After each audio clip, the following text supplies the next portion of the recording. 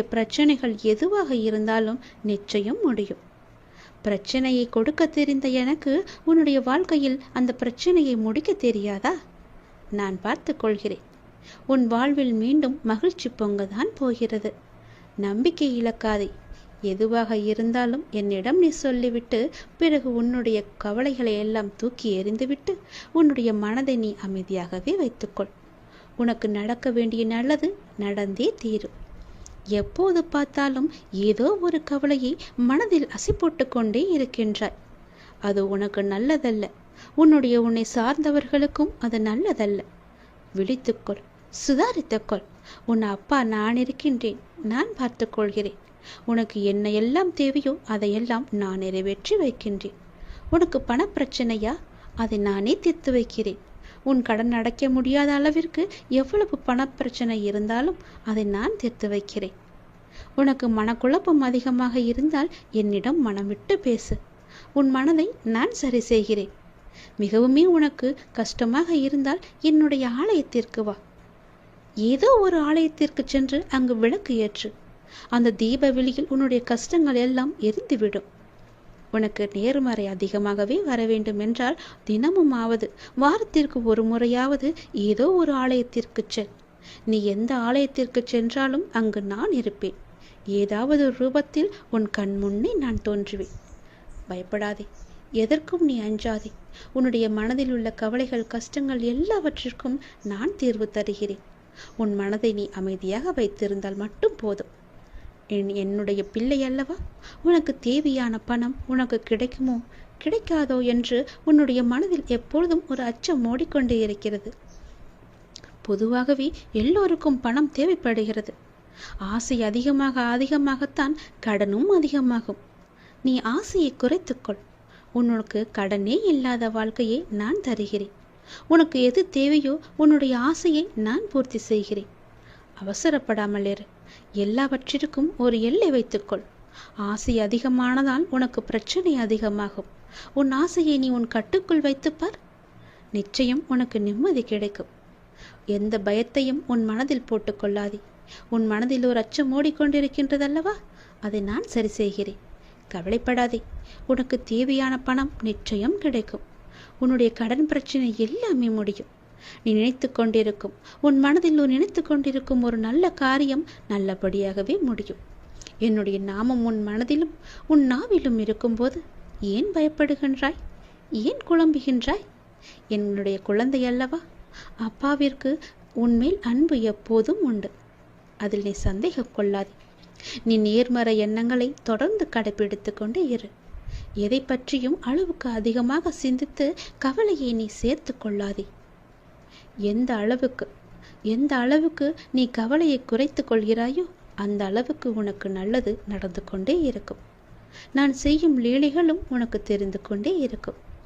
ஆசையை குறைத்தால்தான் நிம்மதியாக வாழ முடியும். ஆசைப்படு. அளவுக்கு மீறி ஆசைப்படாதே என்கிறேன். அப்படி ஆசைப்பட வேண்டும் என்றால் என்னிடம் சொல். நான் அதை உனக்கு பொறுமையாக தருகிறேன். ஆனால் அதுவரை நீ காத்திருந்துதான் ஆக வேண்டும். அவசரப்பட்டு எல்லாவற்றிலுமே காலை வைத்து விடாதே. பிறகு அந்த காலை எடுப்பது கூட கஷ்டம். முன்னால் வைத்த காலை பின்னால் வைக்கக்கூடாது என்று அந்த ஆசையிலேயே நீ மூழ்கி விடுவாய். அது உனக்கு பெரும் துன்பத்தை தந்துவிடும். உன்னிடம் இருக்கிறதா? இருந்தால் செலவு செய். இல்லையில் நிம்மதியாக இரு. நம்மிடம் இல்லை, நாளை பார்த்து கொள்ளலாம் என்று விட்டுவிடு. இதற்காக இன்னொரு இடத்தில் போய் வாங்கி உன்னுடைய ஆசையை நீ தீர்த்து கொள்ளாதே. நான் சொல்வது புரிந்தால் உனக்கு நல்லது நடக்கும். உன்னையும் உன் குடும்பத்தையும் நான் அல்லவா பாதுகாத்து கொண்டிருக்கிறேன். நான் அல்லவா பார்த்து கொண்டிருக்கின்றேன். நீண்ட நாட்களாகவே என் வார்த்தைகளுக்கு கட்டுப்பட்டு நடப்பவர்களுக்கு கர்ம வினைகள் சில முடிவுக்கு வந்துவிட்டன. அவர்களும் இப்பொழுது நன்றாகவே இருக்கின்றார்கள். தேவையற்ற கவலைகள் எல்லாம் வேண்டாம் உனக்கு. நல்லது நடக்கும்படி உன் வாழ்க்கையை நான் மாற்றி காமிக்கின்றேன். நல்லது நடக்கும். உன்னுடைய இல்லங்களிலும் நடக்கும். நான் உன்னோடு உன் குடும்பத்தோடு எப்போதுமே நான் இருக்கின்றேன். நான் எப்போதும் உனக்கு துணையாக இருந்து கொண்டே இருப்பேன். கவலைப்பட்டு உன்னை நீயே வீணடைத்து கொள்ளாதே. உன்னை சுற்றி நல்ல விதமான சூழல்கள் எல்லாம் நடப்பதற்கான சூழ்நிலை எல்லாம் எங்கோ எப்போதோ தொடங்கிவிட்டது. அதை நீ அறியாமல் இருந்து கொண்டிருக்கின்றாய். எனக்கு இன்னும் நல்ல விடிவு காலம் கிடைக்கவில்லை என்று ஏங்கி தவித்து கொண்டிருக்கின்றாய். உனக்கு நான் அப்போதே கொடுத்து விட்டேன். இது உனக்கு தெரியாமல் இருப்பதற்கு காரணம் என்ன தெரியுமா? எப்பொழுதும் எதிர்மறையாகவே நினைத்து கொண்டிருக்கின்றாய். எனக்கு இப்படி ஆகிவிடுமோ, அப்படி ஆகிவிடுமோ, எதிர்காலம் எப்படி இருக்குமோ என்ற பயத்திலேயே ஒவ்வொரு நாளையும் ஒவ்வொரு பொழுதையும் நீ கடந்து கொண்டிருக்கின்றாய். அதனால்தான் உனக்கு வந்த நல்ல காலங்கள் எல்லாம், நல்ல விதமான சூழல்கள் எல்லாம் உன் கண்ணுக்கு தெரியாமல் போய்விட்டது. நான் கொடுத்த நல்ல நல்ல சூழல்களை எல்லாம் நீ தவற விட்டு விட்டாய். இப்போது அதுதான் உன்னை வந்தடைந்து மீண்டும் உன்னிடம் வந்து சேர இருக்கிறது. அதை நீ உணர்ந்து கொள், அதை நீ பிடித்துக்கொள். நல்ல வாய்ப்பு என்பது எல்லோருக்கும் கிடைக்காது. யாருக்கோ எப்போதோ செய்த புண்ணியத்தின் பலனாகத்தான் அவரிடம் வந்து சேரும். உனக்கு இந்த வாய்ப்பு இன்று கிடைத்திருக்கிறது. நீ என் மேல் சில நேரம் செல்லமாக கோபித்துக் கொள்வாய். அது எனக்கு பிடித்துதான் இருக்கிறது. ஆனால் நான் உன்னை ஒருபோதும் கோபித்துக் கொண்டது கிடையாது. உன் வாழ்க்கையில் நல்லது நடந்து கொண்டே இருக்க வேண்டும் என்ற ஆசையிலேயே நான் அவ்வப்போது சில விஷயங்களை உனக்கு காமித்து கொண்டிருக்கின்றேன். அதை உன்னை அறியாமலேயே நீயே தட்டிவிட்டு கொண்டும் இருக்கின்றாய். மீண்டும் மீண்டும் தந்து கொண்டு இருந்தாலும் அதை நீ பார்க்க மாட்டேன் என்கின்றாய். ஏனென்றால் உன் மனதில் கவலைகளும் கஷ்டங்களும் குடிக்கொண்டு இருக்கின்றன. உன் ஆசையை அதிகப்படுத்தி கொள்ளாதே, குறைத்துக்கொள். உனக்கு தேவையானது எதுவோ, எப்போது அதை தர வேண்டுமோ, எப்போது அதை நினைத்த செயலை முடித்து தர வேண்டுமோ அது எனக்கு தெரியும். நான் பார்த்து முடித்து தருகிறேன். அதுவரை நீ என் மீது நம்பிக்கை வைத்து பொறுமையாக இருந்தால்தான் உன் வாழ்க்கையில் உனக்கு நிம்மதி கிடைக்கும். நிம்மதி கிடைத்தால் மகிழ்ச்சியும் சந்தோஷமும் தானாக வரும். மகிழ்ச்சி சந்தோஷம் எல்லாம் வந்துவிட்டால் பிறகு பணமும் உன்னிடம் வந்துவிடும் அல்லவா? பணம் வந்தால் என்ன? உன்னுடைய கவலைகள் எல்லாமே நீங்கிவிடும். உன் கஷ்டங்கள் எல்லாமே நீங்கிவிடும். பிறகு உன் வாழ்க்கை இனிமையாக இருக்கும், சந்தோஷமாகவே இருக்கும். கவலைப்படாதே. உன் அப்பா உனக்காகவே நான் இருக்கின்றேன். எல்லாம் நல்லதை நடக்கும். ஒவ்வொரு நாளையும் ஒவ்வொரு முடியும் பொழுதையும் நீ சந்தோஷமாக மனதில் புத்துணர்ச்சியுடன் செயல்படு. விடியும் பொழுதாகட்டும், முடியும் நாளாகட்டும், எல்லாம் நன்மையாகவே இருக்கும். ஒவ்வொரு நாளும் தொடக்கத்திலும் இறைவனுக்கு நன்றி சொல்லி தொடங்கு. ஒவ்வொரு நாளின் முடிவிலும் இறைவனுக்கு நன்றி சொல்லி முடித்துப்பார். உன் வாழ்க்கை நன்றாக சந்தோஷமாக அமோகமாகவே இருக்கும். நல்லது நடந்து கொண்டே இருக்கும். இதுவரை உனக்கு கைக்கு எட்டியது கை நழுவி போனது அல்லவா? கண் முன்னே இருந்தது காணாமல் போனது அல்லவா? இது போன்ற சூழ்நிலைகள் உனக்கு முடிவுக்கு வரப்போகின்றது. உன் வாழ்வில் ஒரு புதிய மாற்றம் வரப்போகின்றது. எது உனக்கு ராசி இல்லாத தினம் என்று மனதுக்குள் நினைத்தாயோ அந்த ராசியான தினமாக அது மாறப்போகிறது. ஏற்கனவே நான் சொன்னபடி உனக்கான நல்வினைகள் செயல்பட ஆரம்பித்து விட்டன. சில விஷயங்கள் உனக்கு முட்டுக்கட்டையாக இருந்தாலும் உன் முன்னேற்றத்தை யாரும் தடுக்க முடியாது. ஏனென்றால் உனக்கு துணையாகத்தான் உன் அப்பா நான் இருக்கின்றேனே. நீ முன்னேறி சென்று கொண்டே இரு. எப்போதும் முன்னோக்கியே நடக்க பழகு. இப்பொழுது இருக்கும் உன் மனநிலையை குறித்து சிறிதும் அஞ்சாதே, அதிருப்தியும் அடையாதே. லட்சியத்தை அடைந்தே தீருவன் என்று உன் உள்ளத்தில் உறுதியை நீ உண்டாக்கிக்கொள். நீ செய்யும் செயல்களில் ஈடுபாடும் அந்த செயல் உனக்கு எவ்வளவு முக்கியமானது என்ற உணர்வும் இல்லையேல் நீ செய்வதெல்லாம் நேரத்தையும் வாழ்க்கையும் வீணடிப்பது மட்டுமே. எல்லாம் திரும்பி போனால் திரும்ப வராது. எதிலும் வெற்றி பெற இயலாது. நீ செய்யும் காரியத்தால் வாழ்க்கையில் ஏதோ ஒன்று சரியாகவோ தவறாகவோ நடந்தால் அதற்கு காரணம் எது என்பதை நீ முதலில் ஆராய்ந்து பார். அதை நீ திருத்திக்கொள். வாழ்க்கையின் சிறு விஷயங்களிலும் முழு ஈடுபாட்டுடன் இருந்தீர்கள் என்றால் அதில் நிச்சயம் நீ வெற்றி பெறுவாய். ஒரு புல் வளர்வதற்கு சிரமப்படுவதில்லை. உடலில் உள்ள இரத்தமும் மற்றும் வெள்ளை அணுக்கள் உடல் முழுவதும் சுற்றி கொண்டிருப்பதற்கு அது சிரமப்படுவதில்லையே. பூக்கள் மலர்வதற்கு சிரமப்படுவதில்லையே. ஏனென்றால் அப்படித்தான் அவை வடிவமைக்கப்பட்டிருக்கிறது. படைப்பின் மகத்துவமே அதுதான். ஒவ்வொரு நொடியும் கஷ்டமான முயற்சிகளால் தான் படைப்புகள் நிகழ்ந்து கொண்டிருக்கின்றன. ஆனால் அவையெல்லாம் உனக்கு ஒரு பொருட்டாகவே தெரியவில்லையே. நீ படும் துயரங்களும் சிரமங்களும் தான் உனக்கு பெரிதாக தெரிகின்றது. இப்பொழுது இந்த உலகில் சிரமப்படாமல் எதுவுமே சாத்தியமாகாது. உன் கைக்கும் அது கிடைக்காது. சிரமப்பட்டுத்தான் ஆக வேண்டும். முயற்சி செய்து பார், நிச்சயம் கிடைக்கும். முதலில் எதுவும் சிரமமில்லை என்று நம்பு. நீ சிரமம் என்று சொல்வதற்கு காரணம் உன் மனதுதான். சிரமம் என்பதை நாம் கடந்தால்தான் லட்சியத்தை நம்மால் அடைய முடியும். மாபெரும் படைப்புகளை உருவாக்க நல்ல உணர்வுகளும் அபரிமிதமான மகிழ்ச்சியான மனநிலையும் மட்டும் இருந்தால் போதும். அதை உனக்குள்ளே நீ வளர்த்துக்கொள். உனக்கு நிச்சயம் வெற்றி கிடைக்கும். நான் என்றுமே உனக்கு துணையாக மட்டுமே இருப்பேன். நம்பிக்கையோடு உன்னுடைய கடமை எது என்று உனக்கு தோன்றுகிறதோ அந்த கடமையை நீ தவறாமல் செய்து கொண்டு வா.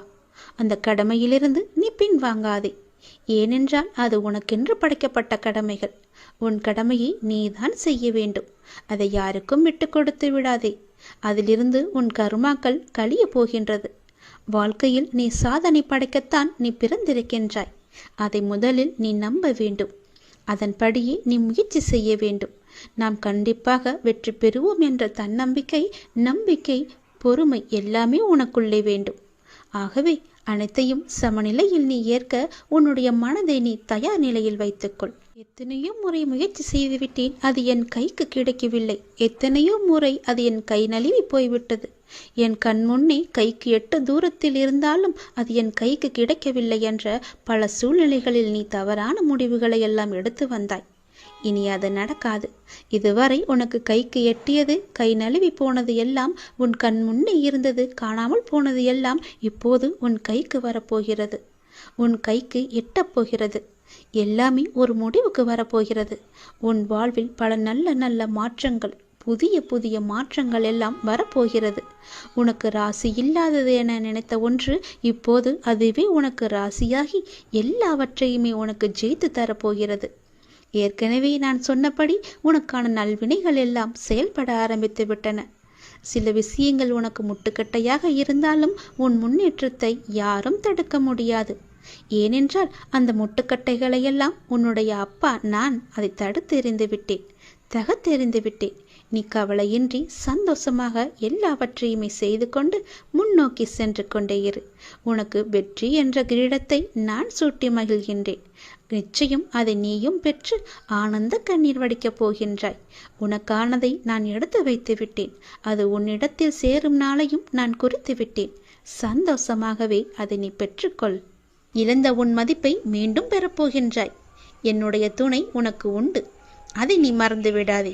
நீ மீண்டு எழும் நாள் அற்புதமான காலமாக இருக்க போகிறது. நாம் கடவுளை வணங்கும் போது நம் கண்களில் இருந்து கண்ணீர் வந்தால் என்ன பொருள் தெரியுமா? இதுதான் தெய்வீக ரகசியம். இந்த தெய்வீக ரகசியத்தை நாம் தெரிந்து கொண்டால் நம் மனம் சாந்தியடையும். பெரும்பாலும் நம் மனம் மனசோர்வு அடைந்து அல்லது அமைதியற்ற நிலையில் இருக்கும்போது நாம் கடவுளை நினைவில் கொள்கின்றோம் இல்லையா? அல்லது கோவிலுக்கு செல்ல நாம் முயற்சிக்கின்றோம். கடவுளை வணங்கும் போதோ அல்லது கோயிலுக்கு செல்லும் போதோ ஒரு விதமான மன அமைதியை நாம் உணர்கின்றோம். அதனால்தான் சிலர் பெரும்பாலும் கோவிலுக்கு செல்ல விரும்புகிறார்கள்.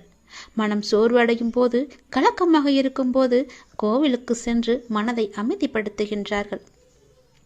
உங்களுக்கு பிடித்த கடவுளை நீங்கள் வணங்கும் போது எப்போதாவது உங்கள் கண்களில் இருந்து கண்ணீர் வரும்.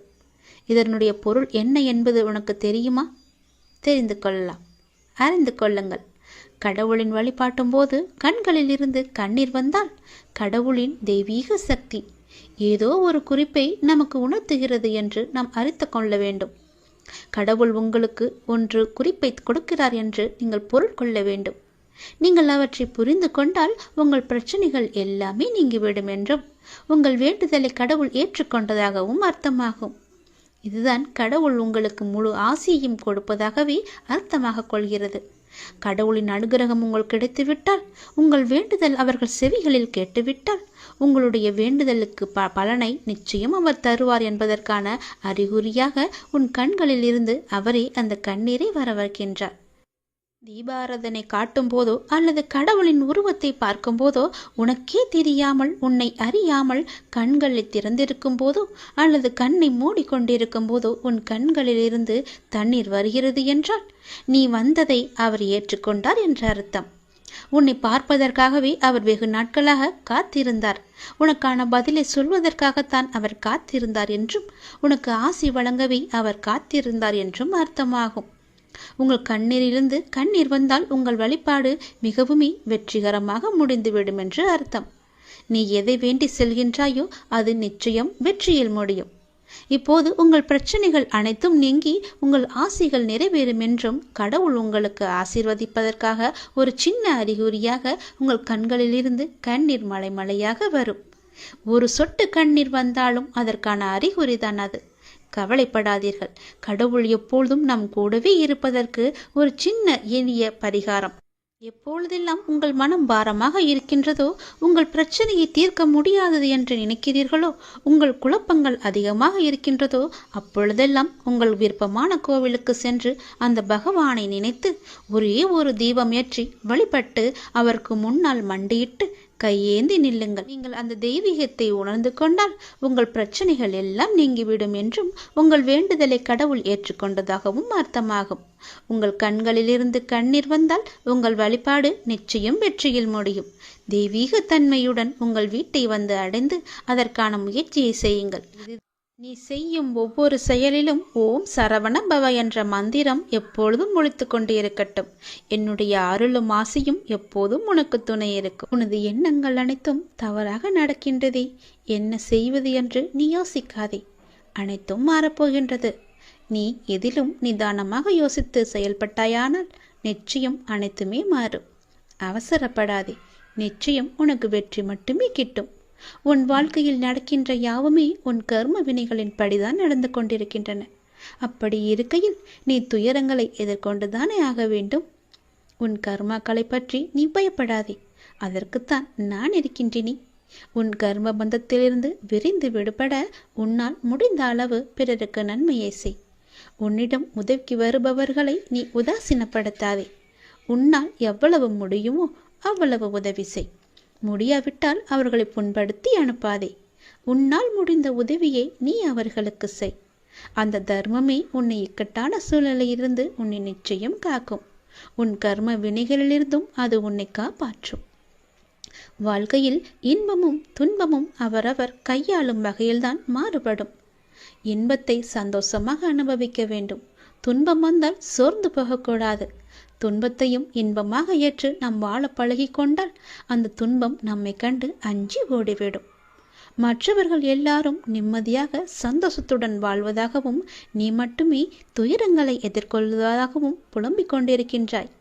அது தவறு. எல்லோருக்கும் அவரவர் வாழ்க்கையில் எல்லா விதமான துன்பங்களும் இன்பங்களும் வந்து கொண்டுதான் இருக்கின்றன. எல்லாம் கலந்துதான் இருக்கும். அதுதான் வாழ்க்கையும். அந்த உண்மையை நீ புரிந்து கொள்.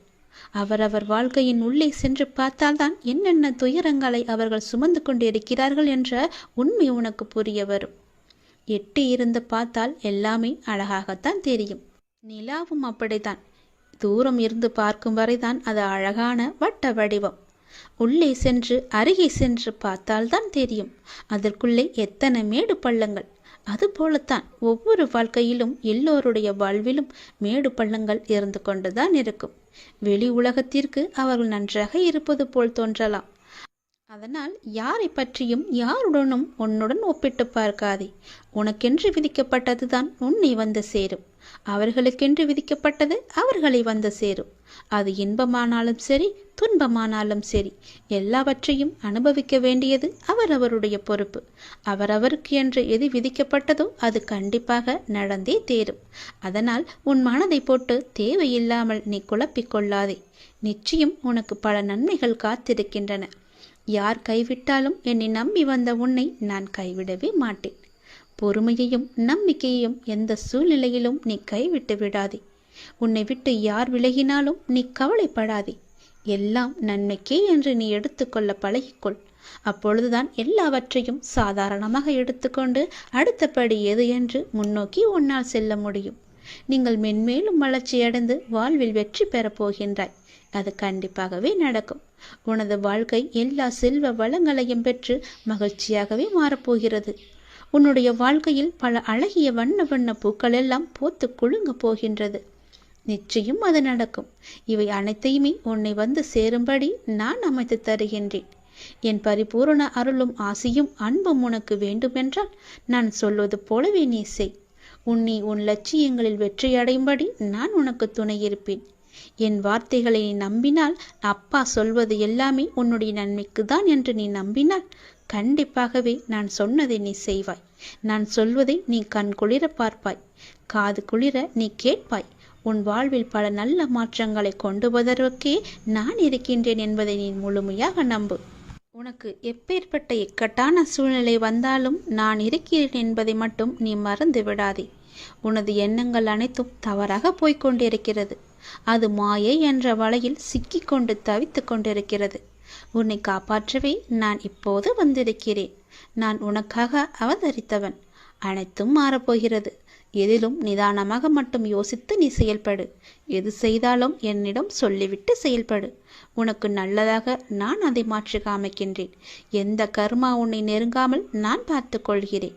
எப்பொழுதும் எனக்கு துணையாக நீங்கள் இருங்கள் அப்பா என்று எப்போது என்னிடம் வந்தாயோ அந்த நொடி முதலே உனக்கான நல்லதுகளை செய்ய நான் ஆரம்பித்து விட்டேன். எது நடந்தாலும் நான் பார்த்து கொள்கிறேன். நீ தைரியமாக இரு. எல்லாவற்றையும் நானே பார்த்து கொண்டு அதற்கான பல வெகுமதிகளை தருகிறேன்.